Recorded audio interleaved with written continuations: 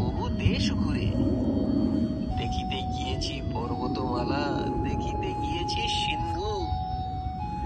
দেখা হয় নাই চক্ষু মেলিয়া, ঘর হতে শুধু 2 পা ফেলিয়া। একটি ধানের শীষের উপরে একটি শিশির বিন্দু।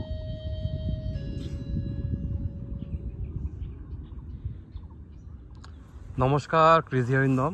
আজকে বীরপাড়া থেকে জয় বীরপাড়া রাস্তায় একটা যে নদী পড়ে সেখানে আমাদের অশোকদার সেই ফার্ম হাউস।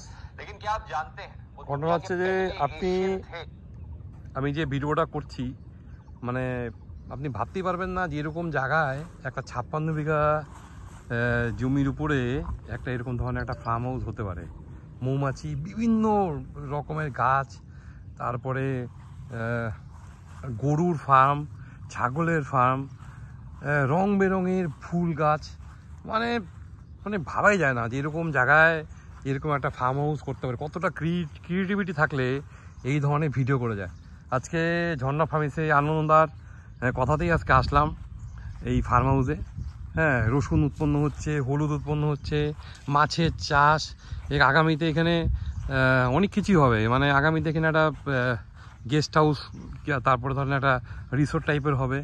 কিন্তু মানে এখান দিয়ে হাতি যাচ্ছে, পাশেই আপনার নদী, মানে এরকম জায়গায় যে একটা এরকম জায়গা হতে পারে এটা আমার ধারণাই ছিল না। মানে অসাধারণ অসাধারণ। তো আজকে আমি জাস্ট একটা যে ভুট্টা গাছ, আজকে জাস্ট একটা প্রাইমারি একটা ভিডিও করছি। ওনার একটা ঘোড়াও আছে। তো বীরপাড়া থেকে 15-20 কিলোমিটার দূরে একদম অত্যাধুনিক পদ্ধতিতে, একদম মানে উনি যেভাবে একটা ফার্ম হাউস গড়ে তুলছেন, আপনার বাচ্চাকে যদি আপনাকে নিয়ে আসেন না, আপনার বাচ্চা চিনতে পারবে গাছ কি জিনিস। লেবু গাছ, তারপরে জামরুল গাছ, কি বলেন না, মানে আমি এটা ভাষায় বোঝাতে পারবো না আর কি। তো জাস্ট আমি আজকে একটা প্রাইমারি একটা ভিডিও করলাম। এখান থেকে হাতি ফাতি সবসময় যায়। তো সামনেই পাহাড় দেখা যাচ্ছে। হ্যাঁ, অসাধারণ জায়গা, অসাধারণ। এবং কিছু উন্নত প্রজাতির মুরগিকেও দেখলাম আমি, যেটা আমার খুব ভালো লাগলো আর কি।